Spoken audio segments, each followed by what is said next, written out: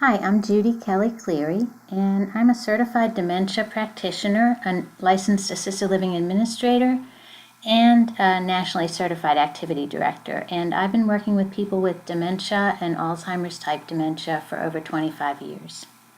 And today we're going to be reviewing changes in behavior with dementia, untangling the mystery of behaviors and changes in personality.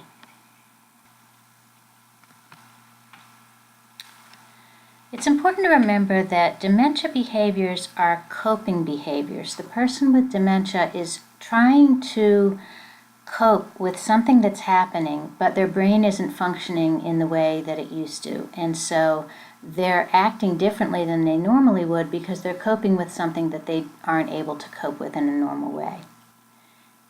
It's our job as the caregiver to analyze the behavior and try to become a detective in figuring out what the reason is for the behavior, and then help the person with dementia to solve the problem.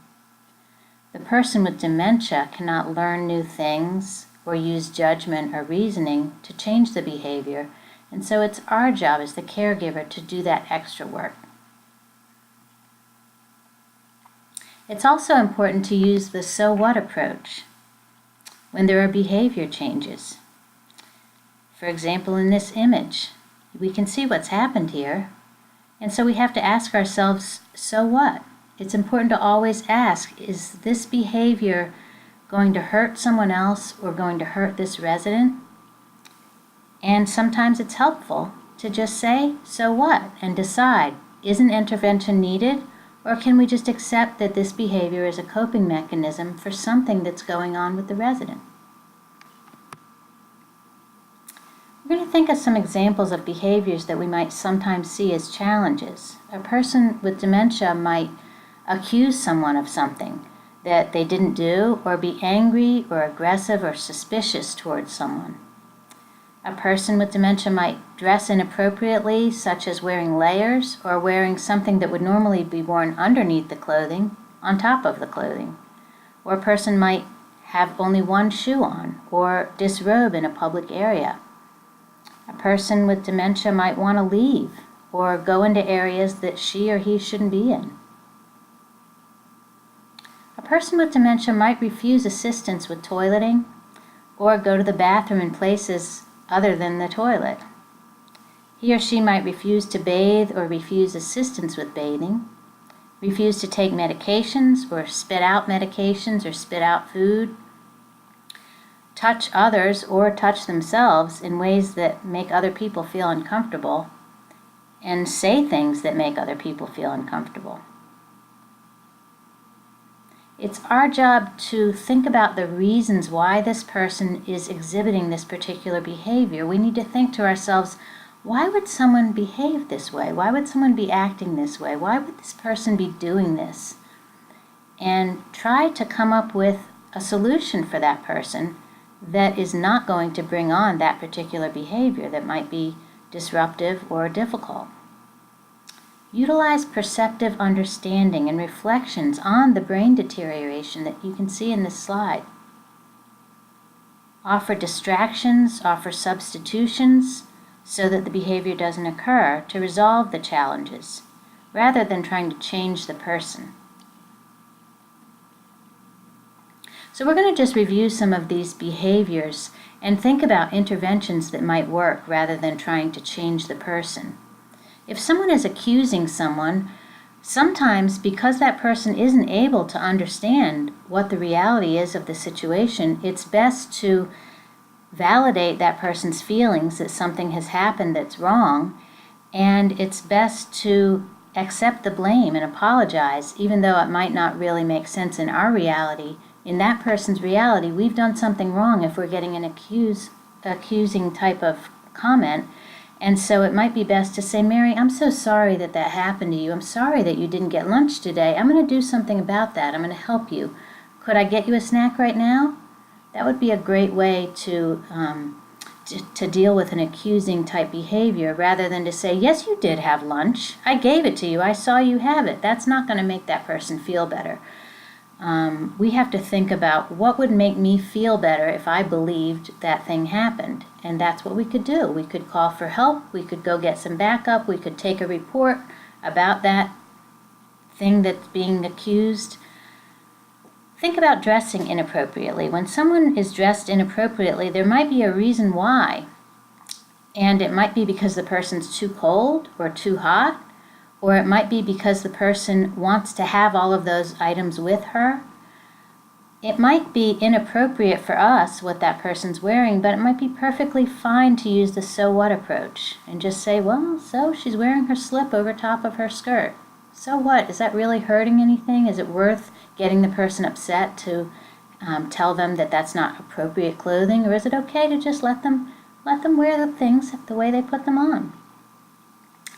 When someone's wanting to leave, sometimes it's because they don't feel comfortable where they are. So our job as a caregiver could be to resolve that by helping the person to feel like it's okay to stay here. Or we could even say, would you be able to wait just a little bit longer before you want to leave? Or we might be able to say, well, let's take a stroll. It sounds like you're feeling a little restless. Let's go ahead and take a little stroll, but we're going to need to just wait a while before we go out to the car because I have a few other things I need to do. Going to the bathroom in the wrong place is sometimes a behavior that can be really difficult.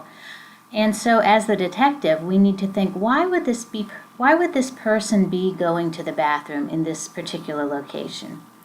Is it because the person doesn't know where the bathroom is? And sometimes when you gotta go, you gotta go. And so if a person has to go and they don't see a bathroom around, they're gonna find the next best place to go. And the spot that is the new bathroom might be the place that makes sense to that person. And so we have to use our detective skills to help make sure that person knows where the bathroom is. We might need to lead that person to the bathroom, or we might need to remove the thing that looks like another great place to go to the bathroom and to get that out of sight.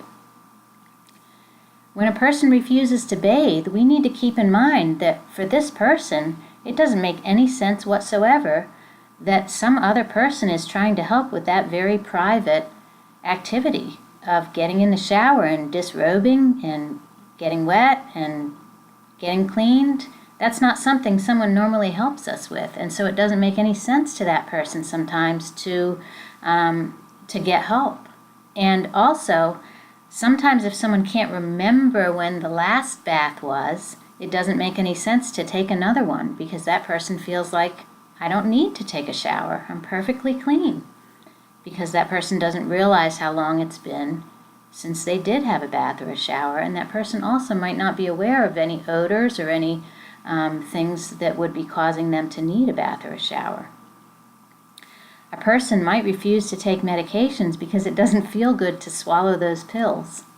Or a person might refuse to take medications because it doesn't make any sense why I would need medicine. I'm perfectly healthy, because we don't have a memory of what our illnesses are or of ever needing to take medications. And a person might also refuse to take medications because they don't taste good. And a person, especially in the later stages, is going to do what feels good and going to not want to do what doesn't feel good. A person might touch other people inappropriately, again, because it feels good and because we want touch and we're used to intimacy in our lives and we don't realize how our lives have changed over the years because we don't have memory. And so it makes perfect sense to want and desire that touch and to touch others. And we don't realize when it's socially inappropriate and when it's not if we're in the later stages of dementia. And a person might also touch themselves, and it's because it feels good, and it's because it's a soothing feeling, and there's no social awareness of who else is around or whether or not it's socially appropriate. And so where some people might touch themselves in privacy and it's always been perfectly fine, but now they're touching themselves in a public place and all of a sudden they're being told that they're being inappropriate. And really they're not being inappropriate, it's just that they're no longer in a private place. So we need to really kind of use some empathy and some detective skills to figure out why a person might be doing a certain thing and think about what else we could offer or what else we could do to make this person have that same resolution to their problem, but in a more appropriate way. The same with when someone says inappropriate things, it's because the person doesn't realize anymore what those social boundaries are, and where we used to think something when we saw someone and think it to ourselves but keep it inside. A person with dementia no longer has that filter where we know it wouldn't be okay to say, wow, you've gained a lot of weight. But a person with dementia no longer has that filter because that's too much brain activity that we're not able to do anymore. And so those words just come out. And sometimes as the caregiver, it's our job just to let it go. So what? It's okay that that person said that because they don't have the filter and they're not able to know what's okay to say out loud and what's not okay to say out loud. So sometimes we have to think about who is right. We need to always act as if the person with dementia is right in the scenario and something else is always wrong, and it's usually the caregiver. The person cannot understand reasoning or explanations of why her feelings aren't valid. We need to think about that brain deterioration that we saw in the earlier slides. Her feelings are valid, and so we need to be the one that's wrong, and we need to be the one to solve the problem so that she can feel better in the situation. Untangling the mystery of behaviors and changes in personality.